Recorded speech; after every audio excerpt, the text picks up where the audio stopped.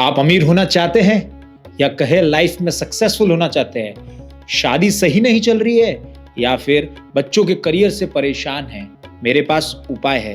आप सोच रहे होंगे कि आज थिंक 360 ऐसे क्यों बात कर रहा है, खबरें क्यों नहीं बता रहा? लेकिन चिंता मत करिए, मैं आपको इन सबका उपाय नहीं बताऊंगा, लेकिन मेरे साथ जो शख्स आज मौजूद है वह आपको एकदम सटीक इनका उपाय बताएंगे कि कैसे आप अपने जीवन के सभी समस्याओं को समाधान ढूंढ सकते हैं, कैसे उन समाधान तक पहुंच सकते हैं। जी हाँ, हमारे साथ जो आज खास शख्स मौजूद उनका परिचय है डॉक्टर चंद्रेश घनश्याम जोशी, जिन्होंने पीएचडी की है राहु केतु पर, विशेषज्ञ है जो हर किसी की समस्या का एक ना एक हिस्सा अक्सर हम फोड़ देते हैं कि राहु केतु हमारे जीवन में शायद तक सही नहीं चल रहा है। तो आइए बात करते हैं डॉक्टर साहब से, ताकि वो आपको बताए आपके जीवन के वो कौन से बेहतर पल अब आने वाले हैं या आ चुके हैं, ताकि आप अपने जीवन की सफलताओं की सीढ़ियों को छू सके। नमस्कार डॉक्टर साहब। नमस्कार, धन्यवाद थिंक 360 को समय देने के लिए। जी हाँ, ये मेरा सौभाग्य है कि पुनः मुझे आज 360 के ऊपर आने का लाभ मिला है। और अब आप क्या जानना चाहते हैं ये बताइए। डॉक्टर साहब, सबसे पहला सवाल जो हर युवा के मन में होता है कि अच्छी नौकरी कब मिलेगी? तो इस साल 2026 में कौन से ऐसे मूलांक वाले लोग हैं या फिर कौन से ऐसे लोग हैं या ऐसा यूनिवर्सल जनरल कौन सा तरीका है जिससे अच्छी नौकरी मिलने के लिए वो लोग ये कार्य करें तो चांसेस बढ़ सकते हैं? जी हाँ, देखिए इसमें ऐसा है कि अगर आप मूलांक की बात करोगे तो पहले नंबर के ऊपर 1 नंबर मूलांक, फिर 3 नंबर और 5 नंबर, इन तीनों के लिए ये साल बहुत बेहतरीन जाएगा। इसमें इनको नौकरी में अगर कोई पदवी के लिए जैसे स्थानांतरण करना है या फिर जीवन में कोई बड़ी ऊंचाई पे नौकरी के क्षेत्र में जाना है, तो ये साल उनको बहुत ही अच्छा फ़ायदा मिल सकता है। ये साल उनके लिए यूनिवर्स की तरफ से ऊर्जा अपने आप में बहुत अच्छी है, तो इनको सक्सेस बहुत अच्छा मिलेगा। अच्छा पंडित जी, ये जो मूलांक आपने नंबर बताया 1, 3 और 5, तो ये इनके राशि के ऊपर कौन सा गुरु कहते हैं, जैसे चंद्रमा होता है, सूर्य, तो ये कौन सी राशि के लोग होते हैं? देखिए मूलांक के आधार पर देखा जाए तो 1 नंबर पर सूर्य का है। अच्छा। 3 नंबर पर देव गुरु बृहस्पति, और जो 5 नंबर है वो बुध के क्षेत्र में आता है। अच्छा। और अगर 2026 अंक गणित के आधार पर देखा जाए तो ये भगवान सूर्य के अंडर में आता है। इसके लिए ये साल 1 नंबर वालों के लिए बहुत ही अच्छे लाभ मिलेंगे। जैसे पंडित जी आपने नौकरी बता दी, अब एक दूसरा सबसे बड़ा समस्या है युवाओं का, वो है छोकरी का, यानी कि लड़की के शादी कब होगी? तो आपके हिसाब से अगर किसी की शादी नहीं हो रही है तो कौन से उपाय करने चाहिए और किन की संभावना है इस साल शादी होने की या सगाई होने की? देखिए पहली विषय तो ये आता है कि शादी के बारे में तो कुंडली देख करके उसका निर्णय लेना चाहिए। नंबर 2 कि अब रही बात किसी की बात चल रही है और उसकी शादी नहीं हो रही, तो ये साल में जैसे ही कर्क राशि में गुरु आएंगे वो अपना शादी ब्याह के जितने काम अटके हुए हैं बहुत अच्छे तरीके से पूरे होंगे। इसके साथ में ही मैं आपके चैनल के माध्यम से सभी दर्शकों को एक अच्छी सलाह देना चाह रहा हूँ कि पीपल की पेड़ की परिक्रमा दीजिए, ओम नमो भगवते वासुदेवाय बोलते हुए। रविवार छोड़ के बाकी दिनों उनको पीपल के पेड़ को स्पर्श कीजिए। और उसके साथ में अगर किसी ब्राह्मण के पास अगर आप 6 महीने तक निरंतर विष्णु सहस्त्र नाम का पाठ करवा देते हो तो आप अपनी समस्याएं लिख के रखो और 6 महीने बाद उसको आप देखना, आपको कहीं ना कहीं परिणाम बहुत ही संतोषजनक प्राप्त होगा। ऐसा? जी हाँ, ये ब्रह्मास्त्र है। मतलब ब्रह्मास्त्र दे रहे कि अगर 6 पेपर पे लिख दे और ये मंत्र का उच्चारण कराए तो ये समस्या सॉल्व हो जाएगी हमारी? हद तक अच्छे परिणाम प्राप्त होंगे। बहुत सरप्राइजिंग है पर। अच्छा पंडित जी, दूसरा एक सवाल था मेरा कि अक्सर है ना बहुत इजी होता है कि यार मेरी कुंडली में राहु शायद तक सही नहीं है या केतु सही नहीं है। अक्सर हम हमारी समस्याओं का जो मटका होता है उनके सर फोड़ने पे बहुत इजी मानते हैं। अब आपने इसमें पीएचडी की है तो प्लीज बताइए, पहली बात मेरे 2-3 इसमें, क्या राहु केतु से डरने की जरूरत है? देखिए डरने की तो जरूरत नहीं है, क्योंकि राहु ऊंचाई के कारक पे लेके जाता है और केतु है ये आध्यात्म की तरफ लेके जाता है। अब देखिए हम सब धरती पे रहते हैं, प्रैक्टिकल कॉन्सेप्ट समझा रहा हूँ, हम सब धरती पे रहते हैं, तो हमारे धरती से सबसे नज़दीक में अगर कोई प्लेनेट है तो वो है चंद्रमा, जो पूर्णिमा और अमावस का खेल होता है। अब ये 3,33,000 और कुछ हज़ार किलोमीटर के ऊपर है या 100 किलोमीटर के ऊपर जो भी है। अब इसका प्रभाव सबसे ज़्यादा अगर हम देखोगे तो धरती से 0 डिग्री पे न्यूमरोलॉजी के चार्ट के हिसाब से राहु कनेक्ट होता है और 180 डिग्री के ऊपर केतु कनेक्ट होता है। तो ये जो साउथ है, यानी जिस समय में ये परछाई के रूप में काम करते हैं दोनों ग्रह, अब जब जब व्यक्ति का केतु स्ट्रांग होगा तो उस समय वो आध्यात्म की बातें करेगा, और जब जब राहु स्ट्रांग होगा परछाई के द्वारा तो व्यक्ति मेरा पैसा, मेरे रुपए, मेरा रुतबा, मैं कैसे ग्रोथ करूँ, मैं जीवन में कैसे ऊंचाई को प्राप्त करूँ, हट्टीपना, विचित्र प्रकार के मानसिकता वाले लोग ये राहु के प्रभाव में आने से होते हैं। और इसीलिए चंद्रमा के नजीक होने के कारण ये 0 डिग्री और 180 डिग्री का जो खेल है, ये राहु केतु फिर कुंडली के आधार पे उसको परेशान करता है। बट ओवरऑल जहाँ तक मैंने अध्ययन किया हुआ है उसके अंतर्गत राहु का जो अंतर्दशा आता है, राहु की महादशा होती है या सूक्ष्म दशा, प्राण दशा, उसके अंदर राहु प्रॉब्लम क्रिएट करता है। उस समय लोगों को काफ़ी सचेत रहना चाहिए, खास करके जैसे शेयर बाजार में पैसा लगाना, बहुत लोग MCX खेलते हैं, उसमें सट्टे में जाना, तो ये कुल मिला करके पतन करवाता है। अच्छा डॉक्टर साहब, मैं ना ये जानना चाहता हूँ, बहुत बचपन से मेरी इच्छा थी कि अक्सर लोग है ना भगवान शनि के नाम से लोगों को भयभीत करने में बहुत पंडित करते हैं। मैं आपकी बात नहीं, बहुत से यूनिवर्स आप देखते हैं, जैसे हर बिजनेस, हर प्रोफेशन में कुछ अच्छे लोग होते हैं, कुछ लोग भ्रामक भी फैलाते हैं, रूमर्स फैलाते हैं। तो मैं आपसे जानना चाहता हूँ कि भगवान शनि को राजी कर, प्रसन्न करने का, अगर वो आप पर गुस्सा है या उनकी नज़र आप पर सही नहीं है, तो क्या उपाय होते हैं? देखिए, मैं एक बात छोटा विश्लेषण में करना चाहता हूँ भगवान शनि के ऊपर। ये सूर्य के पुत्र है, इसको राजा बना गया। अब इनका बर्ताव कैसा है कि क्यों शनिवार के बाद ही रविवार आता है, ये आपने कभी सोचा है? क्यों हम इसको और भी नाम दे सकते थे? ये ऋषि मुनियों की गणना है। हाँ, बिल्कुल। अब इसके अंतर्गत क्या होता है कि जैसे ही व्यक्ति शनि के प्रभाव में आता है तो उसके जीवन में चुनौतियां आना शुरू होती है। जब आप UPSC के एग्ज़ाम क्लियर कब करोगे, जब आप वहाँ के क्वेश्चन को आंसर दे पाओगे, फिजिकल जो आपके जो फिटनेस है वो आपको साबित करनी होगी, ऐसे शनि चैलेंजेस उत्पन्न करता है। और जितने भी आप गलत कर्म करोगे तो शनि की ढैया में उसको आपको बार बार ये चीज़ का एहसास करवाया जाता है कि आपने गलत किया है।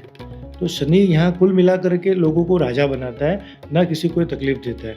अब शनि का एक मैं बहुत ही बेहतरीन उपाय बता रहा हूँ कि आप जहाँ भी रहते हो, जिस भी क्षेत्र में या मोहल्ले में या शहर में, आपको एक ही काम करना है कि आजू बाजू में जहाँ बुजुर्ग रहते हो उनको आप ढूंढिए। उनके घर पे कोई सेवा करने वाला नहीं है तो उन बुजुर्ग की आप मदद कीजिए।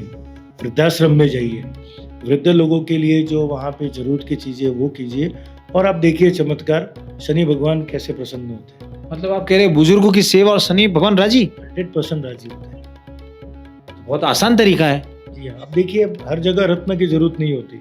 ऐसे आप कोई डॉक्टर को मिलके ही पता चलेगा कि आपके शरीर में कौन सी बीमारी है, ऐसे ही ज्योतिष की परीक्षण की जाती है, और परीक्षण के आधार पे ये चीज़ जो मेरा अनुभव है, जो मैंने काफ़ी लोगों को इसका होमवर्क दिया है, तो लोगों को बहुत शुभ परिणाम प्राप्त हुआ। आखिर में आपको ब्लेसिंग लेनी है, शनि ब्लेसिंग के बिना माफ़ नहीं करता है, ब्लेसिंग चाहिए होती है। इसलिए आपको आशीर्वाद लेना होता है। अच्छा, मैं ये जानना चाह रहा था डॉक्टर साहब कि कुछ जानवरों के बारे में आपसे जानना चाह रहा इस तरीके से कि कहते हैं कि गाय माता को चारा खिलाने से बहुत सी समस्या दूर होती है, तो इसको आज क्लियर कर ही देते हैं। मैं आपको जानवर का बताऊंगा, आप मुझे बताना कि इससे इनको ये कराने से या इस तरीके से कराने से जीवन की समस्या।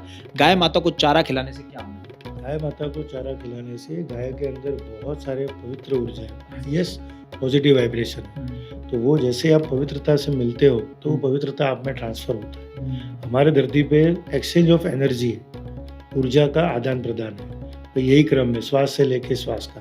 तो गौ माता को घास खिलाने से बुध स्ट्रांग होता है, गौ माता को ज्वार खिलाने से नवग्रहों का दोष दूर होता है। इसके लिए लोग गायों को इतना विशेष महत्व देते हैं। चींटियों को दाना डालने से शनि के लिए बहुत उत्तम उपाय है। अच्छा, और साथ में शक्कर भी डालना चाहिए, शक्कर भी डालना चाहिए, पीसी हुई शक्कर। अच्छा, कुत्ते को रोटी खिलाने से? केतु ग्रह प्रबल होता है, उससे फायदा? कुत्ते की सेवा करने से बहुत फायदा होता है। ये भी तो बेजुबान प्राणी है, इनके जीवन में स्थिरता आती है। केतु है जो एक विचित्र प्रकार की अस्थिरता लाता है। केतु उसका प्रतीक है, केतु कुत्ता, डॉग। ये फिर जिनको सेवा करने से काफी अच्छा परिणाम प्राप्त होता है।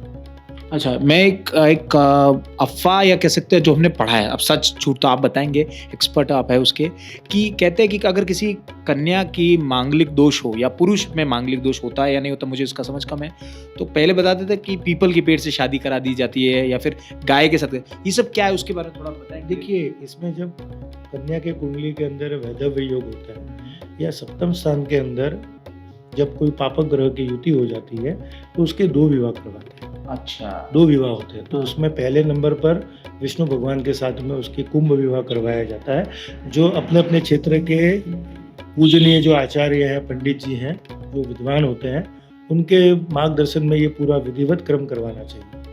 वैधव्य योग टालने का ये एक उपाय है। एक उपाय है। दूसरे नंबर पे अगर किसी पुरुष के पत्रिका में अगर सप्तम स्थान में अगर ये दोष आ जाता है तो उसको सूर्य की पुत्री बताई गई है अर्क विवाह उसको करवाया जाता है। अर्क विवाह से ये दोष दूर होता है। दूर होता है। जी हाँ। अच्छा पंडित जी, आपने अभी ना, मैं माघ मेला चल रहा है आपको जैसे कि पता है, ठीक है, तो आप बता सकते हैं कि माघ मेला में प्रयागराज में संगम में स्नान करने की क्या महत्व? देखिए, माघ महीने में जैसे भी अमावस होके गई और भी बड़े बड़े जैसे कोई भी तीर्थ है, जैसे नर्मदा है, गंगा है, यमुना है, वहाँ जा कर के आपको स्नान करना चाहिए। स्नान करने से क्या होता है कि जल तत्व आपसे कनेक्ट होता है, और जल तत्व जब कनेक्ट हो जाता है तो उसकी जितनी भी नेगेटिविटी होती है या अशुभ ऊर्जा होती है जो चंद्रमा से बनी हुई है, वो सब दोष दूर होते हैं और पुण्य की वृद्धि होती है। अच्छा पंडित जी, ये बताइए, अक्सर लोग कहते हैं कि घर में वास्तु खराब है कई बार, तो मुझे आप बताइए कुछ कोने के हम ट्राई करते हैं कि घर में कौन से कोने में क्या रखने से पैसे की वृद्धि ज्यादा होगी, पैसा आएगा। देखिए, पैसे के लिए खाली एक ही डायरेक्शन माना गया है, वो है साउथ ईस्ट। अच्छा, साउथ ईस्ट। हाँ, उसको आप स्ट्रॉन्ग कीजिए। कैसे स्ट्रॉन्ग किया जा सकता है? उसके अभी वो निर्णय घर की जगह देख करके हो पाता है। ऐसे बेसिकली बताना एक लोगों के तकलीफ में लाने वाला विषय है। इसके लिए इसके बिना परीक्षण के भूमि कितनी बड़ी है, ट्रायंगल क्या आ रहा है या रेक्टेंगल आ रहा है या स्क्वायर आ रही है, फिर उसके बाजू में क्या है, नीचे क्या है, वो सब चीज़ का परीक्षण करना। उसके बाद में फिर ये निर्णय होगा कि खाली अग्नि स्थान में अग्नि स्थापित करनी चाहिए या अग्नि स्थान के अंदर चूल्हे का उपयोग करना चाहिए, इलेक्ट्रिक मीटर लगाना चाहिए। अब किसी की कुंडली में मांगलिक योग जो आपने बताया था वो है, और अगर उसके व्यय स्थान में मंगल है और अगर उसके घर पे अग्निकोण में अग्नि ला दी तो 100% वहाँ विस्फोटक स्थिति उत्पन्न होगी, वहाँ ब्लास्ट होना, आग लगना, ऐसी घटनाएं भी होती है। जी हाँ। पंडित जी, तो घर में कौन सी वो डायरेक्शन है जहाँ पर रेस्ट्रिक्टेड है कि ये तो कभी होना ही नहीं चाहिए? इसमें साउथ वेस्ट एरिया है, वहाँ कभी भी विंडो, गेट, ये सब नहीं होने चाहिए। ये बहुत घातक होता है। साउथ वेस्ट कैसे काम करता है, हमारे पैर में जो थाइस का एरिया है वो साउथ वेस्ट है। अगर ये सही नहीं है तो व्यक्ति विकलांग की तरह चलता है। ऐसे उस घर में लोगों की हालत हो जाती है कि वो लोगों के सामने संघर्ष बार बार उत्पन्न होते हैं। जीवन में जो गति चल रही होती है वो अटक जाती है और काम सब रुक रुक के होते हैं। साउथ वेस्ट में होने जी, ऐसे साउथ वेस्ट के अंदर अगर कोई दोष है तो उसको पैक कर देना चाहिए। अगर आपको नहीं समझ में आ रहा है तो आप किसी उचित वास्तु मार्गदर्शक को बुलवाइए और उसको जो भी है रेक्टिफाई करवाइए।